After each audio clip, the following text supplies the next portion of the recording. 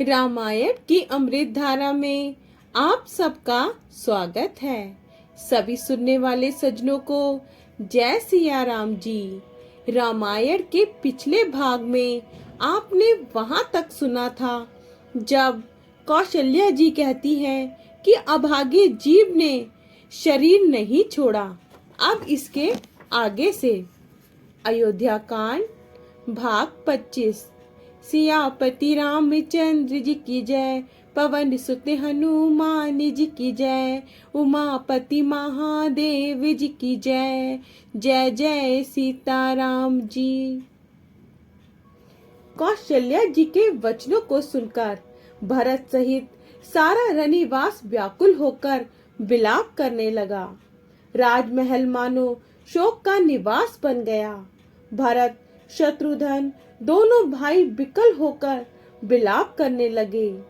तब कौशल्या जी ने उनको हृदय से लगा लिया, अनेकों प्रकार से भरत जी को समझाया और बहुत सी विवेक भरी बातें उन्हें कहकर सुनाई। भरत जी ने भी सब माताओं को पुराण और वेदों की सुंदर कथाएं कहकर समझाया। दोनों हाथ जोड़कर भरत जी छल रहित पवित्र और सीधी सुंदर वाणी बोले। भरत जी कहते हैं, जो पाप माता पिता और पुत्र के मारने से होते हैं, जो गौशाला और ब्राह्मणों के नगर जलाने से होते हैं, जो पाप स्त्री और बालक की हत्या करने से होते हैं, और जो मित्र और राजा को जहर देने से होते हैं, कर्म वचन और मन से होने वाले जितने बड़े छोटे पाप हैं, जिनको कभी लोग कहते हैं, हे विधाता, यदि इस काम में मेरा मत हो तो हे माता, वे सब पाप मुझे लगे। दोहा। जे परिहरि हरि हर चरणे, भजई भूत गण घोरे, तेहि कई गति मोहि देव विधि, जो जननी मत मोर सियापति रामचंद्र जी की जय, जो जननी मत मोर सियापति रामचंद्र जी की जय। जो लोग श्री हरि और श्री शंकर जी के चरणों को छोड़कर भयानक भूत प्रेतों को भजते हैं, हे माता, यदि इसमें मेरा मत हो तो विधाता मुझे उनकी गति दे। जो लोग वेदों को बेचते हैं, धर्म को झूठा कहते हैं, चुगलखोर हैं, दूसरों के पापों को कह देते हैं, जो कपटी कुटिल कलह प्रिय और क्रोधी हैं, तथा जो वेदों की निंदा करने वाले और विश्व भर के विरोधी हैं, जो लोभी और लालचियों का आचरण करने वाले हैं, जो पराये धन और पराई स्त्री की ताक में रहते हैं, हे जननी, यदि इस काम में मेरी सम्मति हो तो मैं उनकी भयानक गति को पाऊं। जिनका सत्संग में प्रेम नहीं है, जो अभागे परमार्थ के मार्ग से विमुख हैं, जो मनुष्य शरीर पाकर श्री हरि का भजन नहीं करते, जिनको हरि हर भगवान विष्णु और शंकर जी का सुयश नहीं सुहाता, जो वेद मार्ग को छोड़कर वेद प्रतिकूल मार्ग पर चलते हैं, जो ठग हैं और वेश बनाकर जगत को छलते हैं, हे माता, यदि मैं इस भेद को जानता भी हूँ तो शंकर जी मुझे उन लोगों की गति दें। दोहा। मातु भरत के वचन सुनी, साचे सरल सुभाए, कहती राम प्रिय तात तुम, सदा वचन मन काए, सियापति रामचंद्र जी की जय, सदा वचन मन काए, सियापति रामचंद्र जी की जय। माता कौशल्या जी भरत के स्वाभाविक ही सच्चे और सरल वचनों को सुनकर, हे तात, तुम तो मन वचन और शरीर से सदा ही श्री रामचंद्र जी के प्यारे हो। श्री राम तुम्हारे प्राणों से भी बढ़कर प्राण प्रिय हैं। और तुम भी श्री रघुनाथ को प्राणों से भी अधिक प्यारे हो। चंद्रमा चाहे विष चुआने लगे और पाला आग बरसाने लगे, जलचर जीव जल से विरक्त हो जाएं और ज्ञान हो जाने पर भी चाहे मोह ना मिटे, पर तुम श्री रामचंद्र जी के प्रतिकूल कभी नहीं हो सकते, इसमें तुम्हारी सम्मति है।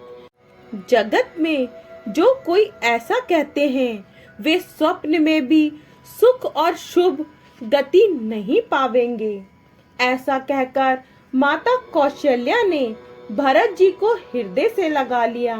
उनके नेत्रों में प्रेम अश्रुओं का जल छा गया। इस प्रकार बहुत विलाप करते हुए सारी रात बैठे ही बैठे बीत गई।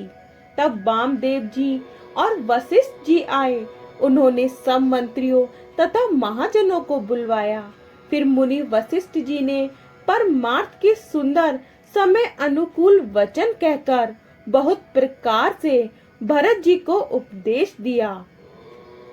दोहा, तात हृदय धीरजु धरहु, करहु जो अवसर आजू, उठे भरत गुर वचन सुनी, करन कहेउ सबु साजु, सियापति रामचंद्र जी की जय। करन कहेउ सबु साजु, सियापति रामचंद्र जी की जय। वशिष्ठ जी ने कहा, हे तात, हृदय में धीरज धरो और आज जिस कार्य के करने का अवसर है उसे करो। गुरु जी के वचन सुनकर भरत जी उठे और उन्होंने सब तैयारी करने के लिए कहा। वेदों में बताई हुई विधि से राजा की देह को स्नान कराया गया और परम विचित्र विमान बनवाया गया। भरत जी ने सब माताओं को संभाला। वे रानियां भी श्री राम के दर्शन की अभिलाषा से रह गईं। चंदन और अग्र के और भी अनेकों प्रकार के कपूर, कुगल, केसर आदि सुगंध द्रव्यों के बहुत से बोझ आए। सरयू जी के तट पर सुंदर चिता रचकर बनाई गई, जो ऐसी मालूम होती थी मानो स्वर्ग की सुंदर सीढ़ी हो। इस प्रकार सब दह क्रिया की गई और सबने विधि पूर्वक स्नान करके तिलांजलि दी। फिर वेद, स्मृति और पुराण सबका मत निश्चय करके उनके अनुसार भरत जी ने पिता का 10 गात्र विधान 10 दिनों के कृत्य मुनि श्रेष्ठ वशिष्ठ जी ने जहाँ जैसी आज्ञा दी वहाँ भरत जी ने सब वैसा ही हजारों प्रकार से किया। शुद्ध हो जाने पर विधि पूर्वक सब दान दिए। गौ तथा घोड़े, हाथी आदि अनेक प्रकार की सवारियां। दोहा, सिंहासन भूषण वसन, अनधरनी धन धाम, दिए भरत लही भूमि सुर, भय परिपूर्ण काम, सियापति रामचंद्र जी की जय। भय परिपूर्ण काम, सियापति रामचंद्र जी की जय। सिंहासन, गहने, कपड़े, अन्न, धरती, धन और मकान भरत जी ने दिए। भूदेव ब्राह्मण दान पाकर परिपूर्ण काम हो गए, अर्थात उनकी सारी मनोकामनाएं अच्छी तरह से पूरी हो गईं। पिताजी के लिए भरत जी ने जैसी करनी की वह लाखों मुखों से भी वर्णन नहीं की जा सकती। तब शुभ दिन शोध कर श्रेष्ठ मुनि वशिष्ठ जी आए और उन्होंने मंत्रियों तथा सब महाजनों को बुलवाया। सब लोग राजसभा में जाकर बैठ गए। तब मुनि ने भरत जी तथा शत्रुघ्न जी दोनों भाइयों को बुलवा भेजा। भरत जी को वशिष्ठ जी ने अपने पास बैठा लिया और नीति तथा धर्म से भरे हुए वचन कहे। पहले तो केकई ने जैसी कुटिल करनी की थी, श्रेष्ठ मुनि ने वह सारी कथा कही। फिर राजा के धर्म, व्रत और सत्य की सराहना की, जिन्होंने शरीर त्याग कर प्रेम को निभाया। श्री रामचंद्र जी के गुणशील और स्वभाव का वर्णन करते करते तो मुनिराज के नेत्रों में जल भर आया और वे शरीर से पुलकित हो गए। फिर लक्ष्मण जी और सीता जी के प्रेम की बढ़ाई करते हुए ज्ञानी मुनि शोक और स्नेह में मर्ग हो गए। आगे का भाग कल। जय सिया राम जी। अगर आपको पसंद आए तो लाइक शेयर कमेंट्स कीजिए और हमारे चैनल को सब्सक्राइब कीजिए। जय सिया राम जी।